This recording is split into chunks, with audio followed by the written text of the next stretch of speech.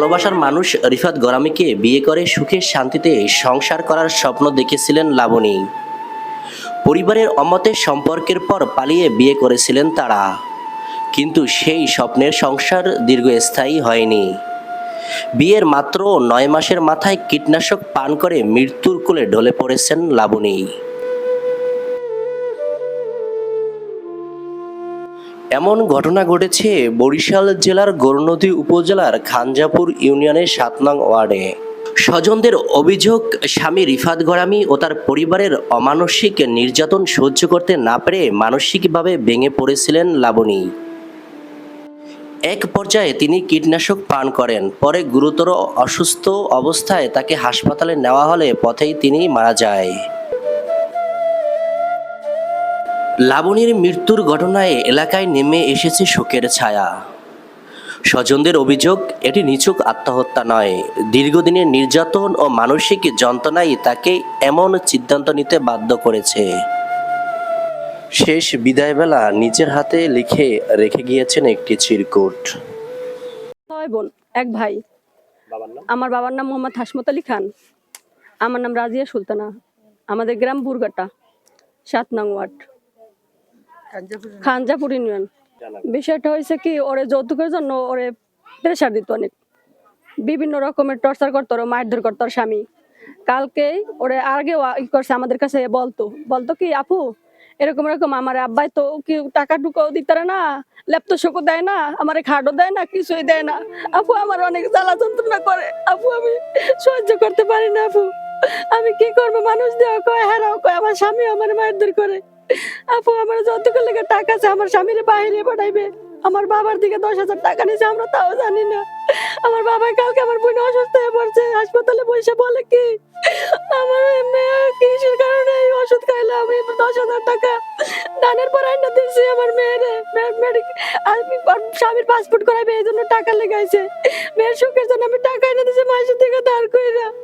আজকে আমার মেয়ে কি কামটা করলো, আমার বোনে এবারে স্বামী মারছে, অনেক মারধর করছে, কয় টাকা লই আমি, টাকা না আইলে এইবারে আর আমি না। শাশুড়ি কয় তুই বেশ খেয়ে মরতারস নাই, চিঠিতেও লাইকে গেছে আমার বোনে, আমাদের কারো কাছে বলে নাই, ওর মনে যায় চলছে, কারো কাছে বলে না। শাশুড়ি এরকম জ্বালা যন্ত্রণা করতো, আর স্বামী শাশুড়ি কথা শুনে মারধর করতো রে।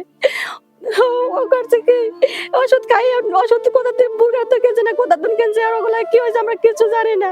আর আমি হসপিটালে গেছি, আমার বোনের বাড়িতে এসে অসুস্থ হয়ে পড়ছে সিঁড়ির পার, আর এই ওষুধের বোতল বলে পালাইয়া দিছে, এই সাইডে পালাইয়া চিঠিটা ছিল বুকের মধ্যে, বমি করতে করতে এরপরে চিঠিটা বুকের দিকে পড়ে গেছে। এই চিঠি পড়ার পর আমার মা আবার এই জায়গায় রান্না করে, আমার মা এর মধ্যে কয় কি, মা তোর কি হয়েছে, দৌড়েছে, আমার মা ধরছে, ধরে আমার মা মা তোর কি হয়েছে, মা মুই যাতে ওষুধের বোতল আলাই দিছে, আমার মা দেখে কয় তুই কি করছিস মা। আমাদের প্রতিবেশী সবাই আসছে, সবাই কয় কি হয়েছে, আমার কাছে চিল্লা চিল্লি কিছু আইসো দেখি কি আমার মনে ওষুধ খাইয়া পয়সা রয়েছে। এই দালাল বাড়ির ওইখানে নিয়ে গেছে, দালাল বাড়ি নিয়ে এখন ভাবি এরা সবাই দৌড়ে গেছে, কি হয়েছে বমি করে আছে, যেখানে বমি করছে মাটির বাড়ি, মাটিটাও পড়ে গেছে। এটা আমার ৫ নম্বর বোন, বিবাহ হয়েছে গোপালপুর গরামি বাড়ি। স্বামী হইলো যে রাজমিস্ত্রির কাজ করে, ওর সাথে একসাথে পড়াশোনা করতো, একই ক্লাসে। বিয়ের মাস ৯ মাস হয়েছে কেবল। ওরা বিভিন্ন রকমের টর্চার করতো, আমাদের কাছে বলে না, এই যে লেখা গেছে আমার বোনে। স্বামীর নাম রিফাত গরামি, গরামি বাড়ি, গোপালপুর গরম বাড়ি। পিতার নাম আব্দুল গরামি। পরে এই আমার বোনে ওষুধ খাইছে, হ্যাঁ কাছে ফোন দিছে, আমরা তো যারা স্বামীর বাড়ি আমরা শুনছি, আমার